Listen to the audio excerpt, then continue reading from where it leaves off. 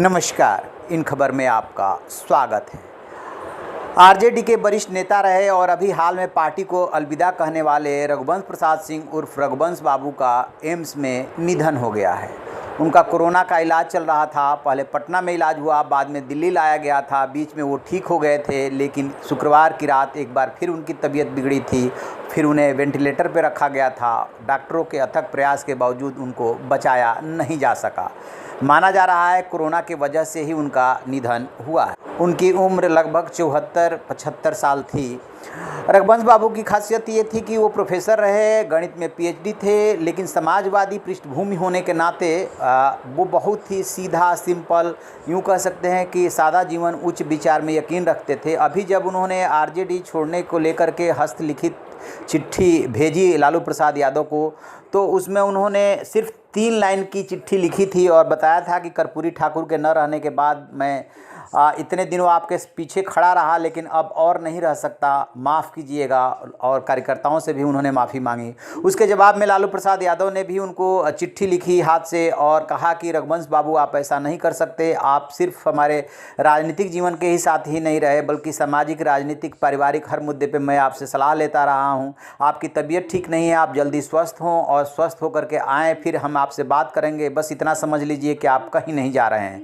दरअसल विवाद इस बात को लेकर के चल रहा था कि पिछले चुनाव में, यानी कि 2014 के चुनाव में, जो रामा सिंह ने उनको हराया था, एलजेपी के बाहुबली नेता माने जाते हैं, उनके लालू प्रसाद यादव के बेटे तेजस्वी यादव उनको फिर पार्टी में लाना चाह रहे थे। इसका वो विरोध कर रहे थे। इसी को लेकर के जून में उन्होंने उपाध्यक्ष पद से रिजाइन कर दिया था और अभी 2 दिन पहले उन्होंने पार्टी की सदस्यता से इस्तीफा दे दिया था। ये बात अलग है कि लालू प्रसाद यादव ने अभी उस इस्तीफे को मंजूर नहीं किया था, लेकिन उन्होंने पार्टी को अलविदा कह दिया था। बाद में एक संदर्भ नाम से और उन्होंने चिट्ठी जारी की थी। उसमें उन्होंने पार्टी छोड़ने के कारणों को गिनाया था कि किस तरीके से वोट तंत्र में जो है पूरा तब्दील हो गई है, पूरी व्यवस्था, पूरी राजनीति का मतलब होता है अच्छा काम करना, लोगों की सेवा करना। और हम जो है राजनीति ऐसी मोड़ पे पहुंच गई है जहां पे कि पैसे से सब कुछ चलता है, टिकट बिकता है, बहुत महंगे दामों पे बिकता है। जहां महात्मा गांधी, जयप्रकाश नारायण, डॉक्टर अंबेडकर, कर्पूरी ठाकुर, डॉक्टर लोहिया का फोटो लगता था, वहाँ एक परिवार के 5 लोगों का फोटो लग रहा है। स्वाभाविक रूप से लालू प्रसाद यादव के परिवार की तरफ ही इशारा था। तो मौजूदा राजनीति से वो बहुत ज़्यादा दुखी थे और नीतीश कुमार को भी जाते जाते वो चिट्ठी लिख गए थे कि इन 3 कामों को नीतीश बाबू आप कर डालिए। उसमें उन्होंने मनरेगा में खेती किसानी को शामिल करने की बात कही थी, ताकि किसानों को का दुख दर्द, मजदूरों का दुख दर्द कम हो। इसके अलावा महात्मा बुद्ध का जो भिक्षा पात्र है उसको अफगानिस्तान से वापस लाने की बात की थी।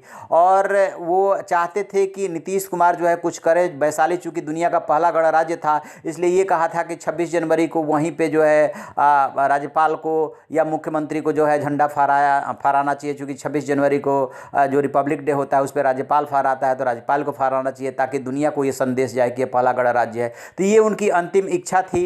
लेकिन अब ये उम्मीद नहीं की जा रही थी, जिस तरीके से वो रिकवर कर रहे थे, कि अचानक वो चले जाएंगे। बट अब वो दुनिया को छोड़ करके चले गए हैं। उनको भावभीनी श्रद्धांजलि। हर आदमी अपने काम की वजह से जाना जाता है। रघुवंश बाबू अपने काम और ईमानदारी के लिए जाने जाएंगे, उसी रूप में याद किए जाएंगे। तो आप ऐसी खबरों के लिए देखते रहिए हमारा डिजिटल चैनल इन खबर। Thank you.